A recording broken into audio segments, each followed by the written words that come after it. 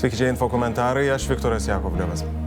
Mažiausiai 50 milijonų eurų per metus. Tiek valstybė galėtų surinkti papildomai, pagaliau įvedusi naują kelių rinkliavos sistemą komerciniam transportui.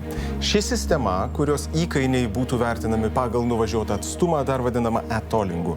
Bet jos pirkimo konkursai įstrigo teismuose. Net bandymas išnuomoti sistemą dabar buksuoja. Vežėjai nerimauja dėl naujos valdžios užmojo apmokestinti visus, net ir mažesnius rajonų kelius. Ir dar daugiau. Galbūt valstybei, vis nerandant pinigų kelių remontui, ateis laikas, kai už vienas ar kitas atkarpas mokės ne tik komercinis transportas, bet ir kiekvienas. Apie tai šiandien info komentaruose su mumis yra Roderikas Žiobakas, susisiekimo viceministras. Sveiki, laba diena. Ir Sigitas Žilius, Lietuvos vežėjų sąjungos generalinis sekretorius. Laba diena. Pone Žiobakai, aš noriu pradėti nuo jūsų. Kokia yra dabar situacija su tuo e-tollingu arba su ta sistema, kuri turėjo veikti, lyg turėtų veikti po pusmečio? Kaip žinia, nuo 2021 metų vis garsiau kalbama apie e-tollingą. Šiandien yra 2025 metai, vasaris, o jo vis dar nėra. Tai situacija su juo dabar galima apibūdinti tokia ir yra. Kas vyksta ministerijoje, tai tikrai vyksta pasiruošimo darbai. Yra kuriama nauja sistema ir bandysim su ją išjudėti pagaliau. Nes yra sutarimas, kad turėtų būti startas maždaug po pusės metų, ar ne? Ar jinai bus nuomota, ar jinai bus sukurta naujai? Kaip žinia, pirmasis pirkimas kalbėjo apie tai, kad produktas turėtų būti perkamas, o antrasis viešasis pirkimas kalbėjo apie nuomą. Kaip suprantu, nuoma yra geresnis variantas, nes pirkti produktą ir po to jį kurti, tai truputėlį mes užtruktume laikę. Yra puikūs produktai Europoje jau sukurti, dabar reikėtų juos, kaip sakant, paleisti čia Lietuvoje. Pone Žiliau, jūs ir kiti vežėjai turbūt nelaukėt šitos sistemos. Jeigu sakyčiau, kad laukiam, tai matyt būtų visai netiesa.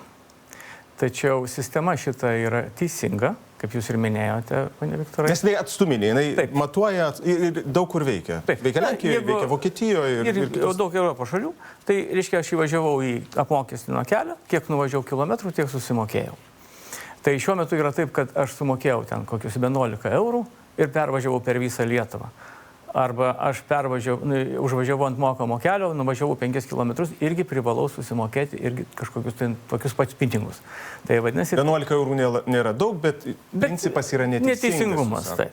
Tačiau patys pinigai, kamgi jie surenkami? Mesgi suprantam, kad tie pinigai turėtų papildyti kelių remonto fondą. Tai kelių remonto fondą pildo ir akcizas, kurį mes mokame. Akcizas yra teisingas mokestis, nes kuo daugiau perki, tuo daugiau sumokė. Bet kaip žinom, nuo sausio 1 dienos Lietuvos vežėjai nebemoka jau šitų akcizo pinigų. Kodėl nebemoka? Taip atsitiko, kad mūsų vyriausybė ir Seimas padidino akcizo mokestį tiek stipriai, kad mes dabar išsišokom iš savo kelnių ir mes padarėm taip, kad Lietuvoje kuras pasidarė tiek brangus, kad transporto įmonės dabar pilasi kurą Lenkijoje. Bet tą mes girdėjome jau ne kartą iš vežėjų taip pat, kad įsikraustys įmonės apskritai į Lenkiją, kad anksčiau pildavosi Lenkijoje ir Lietuvoje nesipila ir taip toliau ir panašiai. Galiausiai kažkokios didelės labai tragedijos nevyko, gal ir taip šį kartą bus. Vežėjams tragedijos tikrai nėra, jokios tragedijos nėra ir mes pilamės ten, kur kuras yra pigesnis. Valstybė gauna akcizą arba negauna. Ar jūs turite tada paskaičiavimą, kiek jeigu nesipils kuro Lietuvoje, Lietuva neteks pinigų iš to akcizo, kurios būtų galima skirti keliams? Žinoma, dabar pagal 23 metų skaičius, tai apie 700 milijonų yra surenkama iš dizelino akcizo ir apie 200, čia apytiksliai 200 milijonų iš benzino ir ten dujų dar. Bendrai apie 910 milijonų buvo 23 metais. Tai šie 700 milijonų Lietuva teoriškai gali netekti, bet taip neatsitiks, nes dalis transporto nepalieka Lietuvos. Jinai važiuoja Lietuvos viduje, tarp miestų. Ir tik tai tos įmonės, kurios bus, pavyzdžiui, kokių 50 km, sakykim, Kaune, jau apsimokės važiuoti iki Lenkijos. Nuvažiuoti, užsipilti kuro ir grįžti. Nes BK yra didelis. Kaip jums šitie skaičiai? Jie yra realistiški? Žinot, jūs labai iš vienos varpinės. Jūs labai teisingai pastebėjot, kad tikrai metai iš metų akcizas didėja ir girdim tas panašias kalbas, kaip kažkas tai pilsis kažkur ne Lietuvoje. Kreivė aiškiai eina, kad surenkamumas akcizo praktiškai nekinta. Kaip teisingai pastebėjo, virš 900 milijonų, 25 metam projektuojama jau yra virš milijardo. Tai nežinau, kiek čia pagristos tos kalbos, bet taip, mes girdim, mes tikrai neforsuojam, mes norim eiti konstruktyviu būdu ir atrasti tą vieningą kalbą. Tikrai girdim verslą ir su juo kalbėsime, kad e-tollingas neišvengiama, tai tikrai suprantam. 3 valstybės Europoje šitos sistemos neturi. Viniečių sistema kaip tokia tikrai yra neteisinga. Ji tikrai neužtikrina to teršėjas moka principo ir pokyčiai ateina ir tikiuosi, kad tikrai rasim tuos bendrus vardiklius, kad galėtumėm išjudėti, nes visi sutinkam turbūt visi čia, kad kelių būklę mes matom. Žiūrėti atgal nebeturim teisės. Ar galėčiau ministrą papildyti, kad vis dėlto yra kai kurių niuansų. Jeigu mes surenkam milijardą, o keliams skiriam 400 milijonų, tai kelių būklė negerės. Jūs sakote, iš akcizo tie pinigai yra perskirstomi kitoms reikmėms. Taip yra dabar, taip. Ir dėja tai atsitiko labai seniai. Kažkada berods ponas Vagnoris buvo premjeru, dar tada, kai ta vyriausybė pirmoji įkišo ranką į tą krepšį. O po to visi dėjo tą savo iš to krepšio, kad tik sėmė ir sėmė. Tai dabar kalbėti apie tai, kad mes kelių neturim iš ko remontuoti, yra veidmainystė būtų, nes vis dėlto mes turim tą situaciją, kai surinkam labai daug. Sakot, reikėtų nekišti rankų į tą akcizo krepšį, ar ne, bet žiūrint į tai, kas surinkama iš akcizo, kas galėtų būti skirta keliams ir ką papildomai surinktų šitą naujovišką sistemą, kurios niekaip nesugebama įdiegti Lietuvoje, yra labai nedaug, ar ne? Papildomai maždaug kiek? 70 milijonų galėtų būti. Taip, surinkamų šiais metais surinkta iš viniečių buvo apie 70 milijonų. Ant esamo mokamų kelių tinklo, jeigu atsirastų e-tollingas, kalbama apie nuo 50 iki 60 milijonų, bet įsijungia kita finansinė inžinerija. E-tolo pinigai, tai tikrai svarstomos galimybės, kad galėtų eiti per tą pačią ir iltę, ar duoti... Nacionalinį plėtros banką. Taip, nacionalinį plėtros banką, kur liaudiškai pasakius, jis gavęs tuo 120 milijonų galėtų per reinvestavimą, investavimą, skolinimą išsukti. Ir skaičiuojam, kad tai galėtų būti kalbama apie 300 milijonų. Išsukti reikia tik asfaltą ir jį kloti, man atrodo. Tai 300 milijonų kasmet labai tvarkingai atsigultų į asfaltą ir griūvančius tiltus, nes patys žinot, 128 tiltai ir yra tikrai kai kurie iš jų... Tas skaičius vis didėja, kalbant su ir didės kasmet. Ir didės kasmet, jei finansavimas nedidės. Bet taip, aš labai... Mes surinksim ne 700 milijonų už dizeliną. Mes surinksim gal 300 milijonų. Liaudiškai kalbant, tas ant to jūs... Ne tas ant to. Bus minusas. Biudžetas tikrai neišveš 100 ar 50 milijonų. Aš truputėlį nesuprantu jūsų argumento, ponia Žiliau. Jūs tada sakytumėt, reikėtų mažinti akcizą, įvedant papildomą mokestį, ar kaip? Aš sakau apie tai, kad reikia akcizą grąžinti vežėjams ir padaryti Lietuvą tokiais pinigų pelėkautais. Kad kiekvienas tie 2 milijonai automobilių, kurie važiuoja per Lietuvą, kad jie būtų priversti Lietuvoje piltis kurą. Ir kad mes tą padaryti, čia gera idėja. Labai paprasta. Ir mes surinksim 1,5 milijardo. Ne dėl 50 milijonų ginčysimės dabar, o dėl to, kad bus 1,5 milijardo. Labai paprasta aritmetika. Gerbiamas ministrė, 466 eurai akcizas. Taip. Nu va. Tai dabar, jeigu kiekvienas automobilis važiuojant per Lietuvą užsipila, sakykime, kad lengviau skaičiuoti, pilną baką. Tai 466 eurai jau iš karto į valstybės biudžetą įkrinta. Jeigu mes žinosime, kad 2 milijonai automobilių pravažiuoja, tai žinom, kad jau 900 milijonų įkrinta į biudžetą. Įsivaizduojat, kaip angai skaičiuosi. O dar žinom dėl to, kad dalis vežėjų yra ne Europos vežėjai ir jie netgi akcizo sumokėta už kurą irgi nesusigražins. Tai vadinasi, mes kalbam apie tos skaičius, kurie galėtų būti 1,5 milijardo vietoj 6. Jūs sakote, jeigu kuras būtų pigesnis, visi norėtų užsipilti Lietuvoje, nors 2 centais. Gerai. Ir tos pelėkautus mes galim padaryti vienu judesiu. Tai daro 7 Europos valstybės. Bet jūs sutiktumėt, kad reikia vis tiek e-tolingo sistemos, jos pagaliau reikia, kad būtų galima mokėti už atstumą ir taip toliau. Yra viena problema vis dėlto, viceministrė. Yra problema, kaip jūs ketinate tą surinkti. Ar bus, surinkama ir iš tų vairuotojų, kurie atvažiuoja iš trečiųjų šalių, tai yra iš Serbijos, iš Ukrainos, iš Balkanų šalių ir taip toliau ir panašiai, kurie gali nemokėti tokio mokesčio. Tai ir dabar gali iš esmės nemokėti ir tų viniečių. Žinom tos atvejus, kad tikrai... Čia yra piktnaudžiavimas, čia yra pažeidimas. Čia yra piktnaudžiavimas, pažeidimas, reguliacija veikia tiek, kiek gali veikti su tokiu biudžetu. Tai, manau, visai neblogai dar viskas ir vyksta, o ateičiai e-tolo sistema, kaip jūs ir sako, tikrai, jeigu piktnaudžiavimo atveju bus, tai jie neišvengiami, bet e-tolas tikrai leist labiau sukoncentruoti į reguliavimą ir viskas truputėlį aiškiau bus. Tos techninės specifikacijas, aišku, jos išaiškės, kai atsiras, kas tą produktą tiekia ir kaip mes užtikrinsim tą reguliacinį mechanizmą, bet jau ir dabar aišku, kad per e-tolą, per GPS sistemą šitų piktnaudžiavimo atvejų tikrai turėtų mažėti ir surenkamumas tikrai bus geresnis. Jūs netikite. Žinot, kaip yra. Didžiausia pasitikėjimo forma kokia? Kontrolė. Lietuvoje tai yra sistema, kuri veikia, kuri turi tą užtikrinti, yra LTSA, Lietuvos transporto saugos administracija.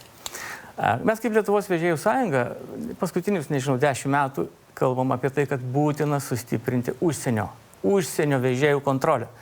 Jie važiuoja į Lietuvą be leidimų, jie važiuoja pažeidžiant darbo ir poilsio laiką, jie važiuoja nemokėdami kelių mokesčių ir taip toliau, ir taip toliau. Tai mes labai prašėme praeitos vyriausybės, mūsų ministerijos ir į mūsų atsižvelgė ir netgi 2 savaitėm paprašė, išsiuntė LTSA dirbti į kelią. Ir jie tada tuo metu sulaikė 25 vilkikus. Tik tai? Tik tai. Iš 2 milijonų pravažiuojančių per Lietuvą, bet aišku, jie dirbo tik tai gal ten savaitėlę, bet kas įdomiausia, iš 25 sulaikytų 16 buvo su labai grubiais pažeidimais. Jie neturėjo kelionės leidimo arba turėjo jos net padirbtus. Apie techniškai netvarkingus automobilius aš nekalbu. Tai jeigu mes šitus LTSA paprašytume, ministro įsakymų, išvažiuokite kelius, pradėkit vyrai dirbti. Mes surinktume kelius šimtus milijonų iš karto. Įsivaizduokite, iš tų važiuojančių, jie virvelėm suraišiuoti važiuoja. Tiek serbai, tiek kazachai, tiek uzbekai, jie važiuoja su tragiškai blogais automobiliais. Jie važiuoja į Lietuvą, išsikrauna, išvažiuoja atgal. Tai jie net iki Lietuvos automobilis važiuoja be tachografo kortelės. Tik tai ant sienos įsėda vairuotojas, kuris įvaro ir išvaro. Noriu pasakyti, kad galiausiai įvedus šitą sistemą, šita problema liks, ar ne? Turi kontrolę. Išvengiamumo, ar ne? Taip, tokią situaciją paveldėjom, žinom ją. Dar galiu patikslinti, kad turbūt nustebins tas skaičius, kad Lietuvos keliuose iš Lietuvos transporto saugos administracijos, spėkit, kiek dirba žmonių? 19. Tai skandalinga. 19 etatų ant visos Lietuvos. Tai yra tikrai... Kontrolės nėra. Kontrolės praktiškai nėra. Per kamerą susižiūri, įtarė, kad gali būti pažeidimų, susistabdo, kaip sako, 25 ten sunkvežimius išvažiavę į tą kelią. Ir tikrai čia yra didžiulė problema. Mes ją paveldėjom. Gerbiamas ministras, galiu paklausti. Viceministras, taip. Viceministras, galiu paklausti, o kiek iš viso LTSA dirba darbuotojų? 19, ar ne? Ne. Keliuose 19. O kiek iš viso dirba? Aš nežinau, 200 kažkiek gal? Bravo. Tai 300. 280. Bravo. Tai tada sakykit, prašom, ką veikia tie likusieji 260? Retorinis klausimas. Aš jums turiu dar vieną klausimą, kuris nėra retorinis. Tai yra aviacija, laivyba. Tai ne tik keliai, jūs tikrai žinote. Lėktuvų nereikia stabdyti, jiegi nenusileidžia. Žinot, kokia situacija dabar su aviacija, tai... Jeigu bus e-tolingo sistema, kai ji bus, ar ne, nes aš kaip suprantu, yra užtikrintumas iš dabartinės vyriausybės, kad šita sistema bus. Jums reikės vežti prekes brangiau, jų pervežimas Lietuvoje kainuos brangiau. Kiek pabrangs, mano siuntinys iš Europos, ar mano siuntinys iš Kinijos, arba pienas parduotuvėje? Labai gerai. Pienas parduotuvėje pabrangs žymiai daugiau, negu atvežti iš Ispanijos apelsinų kilogramą. Kodėl? Dėl to, kad iš Ispanijos atvažiuoti į Lietuvą, aš pasakysiu daug maž, sakykime, 3000 eurų. Tai jeigu mes... Čia vilkikui, su priekaba. Vilkikui, su priekaba ir su kroviniu. Tai yra, tiek kainuoja panašiai, sakykime, taip savikaina. Ir mes, jeigu pridedame tai prie to dar, na, sakykime, dar 5 eurus, tai nieko baisaus neatsitiks. Tačiau vežėjas tos kaštus, aišku, kad jis skaičiuos į savikainą. Ir aišku, kad dėl to gali keisti šiek tiek ir pervežimo kainą. Tačiau jeigu jūs, gerbiamas Viktorai, norėsite nusivežti spintą iš miesto į savo sodą ir jūs mokėdavote anksčiau ten 30 eurų vežėjui, kuris perveždavo su didelė mašina, tai dabar gali reikėti mokėti 50 arba 60 eurų.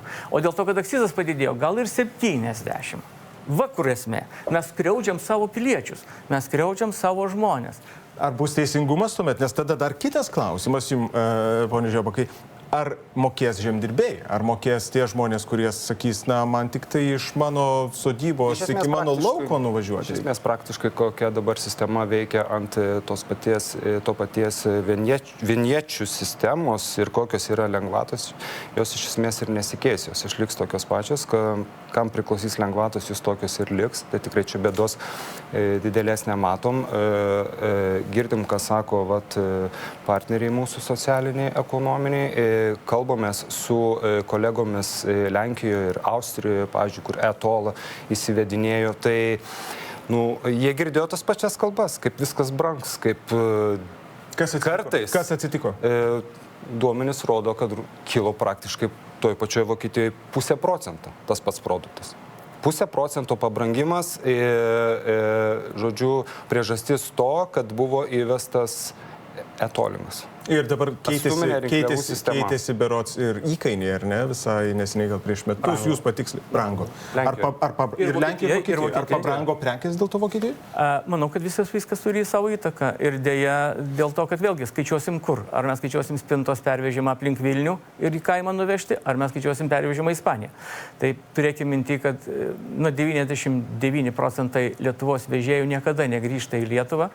Tarptautinių vežėjų ir jiems tas iš viso bus, neturės įtakos. Bet Vokietijoje pabrangimas kelių mokesčių turi įtaką. Lietuvoje neturės. Čia daugiausia turės įtakos tiem, kas važiuoja tranzitu, tiem, kas grįžta į Lietuvą ir atveža prekes į Lietuvą, arba vietiniams, ir kas išvežinėja eksportą. Tai yra visi tie mokesčiai, akcizai daro įtaką Lietuvos konkurencingumui, Lietuvos importui arba eksportui. Bet dabar yra ta problema, ar ne? Vežėjai tą daro. Ne tik vežėjai, turbūt ir didesnės kompanijos, kurios veža mažesnius krovinius ar ne mikroautobusais ir panašiai. Užuot važiavusios keliais magistraliniais, jos pasirinka kaimo kelius, kad nereikėtų mokėti apskritai. Jūs norite šitą e-tolingą įvesti visur, ar ne? E-tolingas tai yra antras etapas. Ir iš esmės dabar, kur kalbama apie mokamų kelių tinklo plėtrą, kalbame ant viniečių sistemos. Tai tikrai kolega neleis. Bet ir yra kalbama apie tai, kad visi keliai bus apmokestinti, kad bus kaimo keliai, kad negalės piknaudžiauti pasirinkdami šalutinį kelią? Kas yra su mokamų kelių tinklo plėtra, reikėtų suvokti, kad šita plėtra ir šitie sprendimai dar turėjo būti gyveninti praėjusioje vyriausybėje. Tikrai ta plėtra buvo, žinau, ant buvusio ministro stalo ir jam, gražiai tai pasakysiu, reikėjo paspausti tik žalią mygtuką. Ir nuo sausio 1 dienos šita plėtra, apie kurią mes šiandien šnekam, ji jau būtų įvykusi. Vasario kelinta šiandien, 10. Tai būtų mėnuo ir 10 dienų, kaip veikia praplėsti mokami keliai. Tai ką mes padarėm, tikrai neforsavom, pamatėm, kad dėl kažkokių priežasčių buvusi vyriausybė nepriėmė tų sprendimų gerai, neforsuokim, restartuokim, iš naujo pradėkim kalbėtis socialiniais, ekonominiais partneriais, tai ir darom. Jau truputėlį ir pajudėjo, žinau, kad artimiausių metų mes jau ir susitiksim ir pratęsim tą procesą. Ar yra idėjų apmokestinti kelius ne tik vežėjams, ne tik tiems, kurie veža komercinių transportų, ar ne? Bet ir visiems. Nes tai yra įprasta kažkur kitur Europoje. Galiu iškart pasakyti, kodėl? Kol 4 metai bus ta valdžia ir jai vadovaus premjeras Gintautas Paluckas, o ministras bus Eugenijus Sabutis, ir artimiausius 4 metus asmeniniams automobiliams jokių mokesčių nebus. Ta reikėtų suprasti. Ar reikėtų, pone Žliau? Aš nieko prieš. Manau, kad jeigu valstybė tikrai... Nes taip yra, ar ne? Jeigu jūs važiuojat kažkur Europoje, tai mokėkitės. tarkim, nežinau, Italija, Ispanija, ar ne? Tai yra normalu. Yra užatkama. Normali praktika. Ir jeigu tikrai valstybei trūktų pinigų keliams, tai aš manau teisingumas, ką mes kalbėjom pradžiai pokalbio, būtų teisinga visiems. Tačiau vėl kalbėkime apie to vietinio tinklo plėtrą. Mes kaip Lietuvos vežėjų sąjunga tam prieštaravom raštu. Ir dabar norėčiau papantrinti, kad prieštarauju, nes manom, kad tai yra vėlgi čia ta pati veidmainystės dalis. Niekada niekas, tarptautinis transportas nevažiuoja vietiniais keliais. Tiesiog tai ekonomiškai nenaudinga. Per Lietuvą pravažiuoti 300 ar 400 km tranzitu. Jūs sakot, nėra piktnaudžiavimo, krašto keliais niekas negali važiuoti, gerbiamas Viktorai. Važiuoja tik autostradomis, nes tada kuro sąnaudos yra mažesnės. Mažiausios. O visi skaičiuoja, įsivaizduokit, jeigu mes važiuosim krašto keliais, kuro sąnaudos bus kokiais 5 litrais ar 7 litrais didesnės pravažiuoti per Lietuvą 100 km. Tai jeigu mes 300 km iš 7 litrų 21, padauginam iš €1,5 30 eurų, kaip minimum brangiau. Tai niekas nevažiuoja krašto keliais. Niekas. Ir nevažiuos. Tačiau mes apmokestinsim mūsų tos, kurie veža grūdus, kurie veža smėlį, kurie veža mūsų spintas, va šitie jie nukentės. O kelių būklė tikrai yra, keliams neskiriama pinigų. 400 milijonų iš milijardo. Taigi turim tokį didžiulį aruodą. Sunaudokim šituos pinigus, kurie jau yra surinkti per akcizą ir pataisykim kelius. Jeigu pritrūks, tada apmokestinsim. Bus neblogai ir tie papildomi 50 ar net ir daugiau milijonų, kurie bus iš tos tolingos sistemos. Bet tada klausimas, ir jums, ponė Žiobakai, kada bus geresni keliai už tuos pinigus? Kada pradėsite tiltų skaičiuoti, ne kas kart didindamas jų skaičių? Jūs labai teisingai sakot. O kada mažinsite jį? Jūs labai teisingai sakot, iš tiesų vien pinigų dabar 10 milijardų nukrenta ir į kelius duodam. Ar tai duos efektą? Aišku, kad ne. Rangovai net nepatems tokios sumos.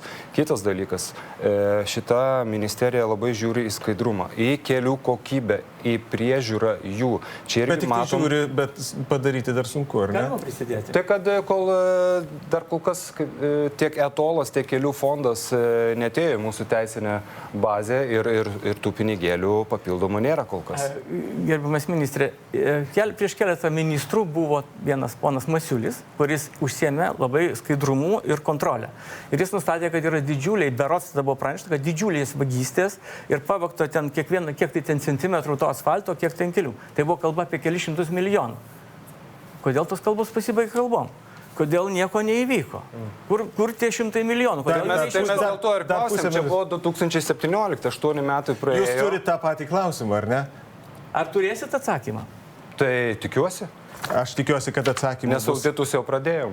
Gerai, aš tikiuosi, kad atsakymų bus ir po šitų auditų. Su mumis buvo Sigitas Žilius, Lietuvos vežėjų sąjungos generalinis sekretorius, ir Roderikas Žiobakas, susisiekimo viceministras. Tiek info komentaruose šiandien. Ačiū, kad žiūrite Info TV.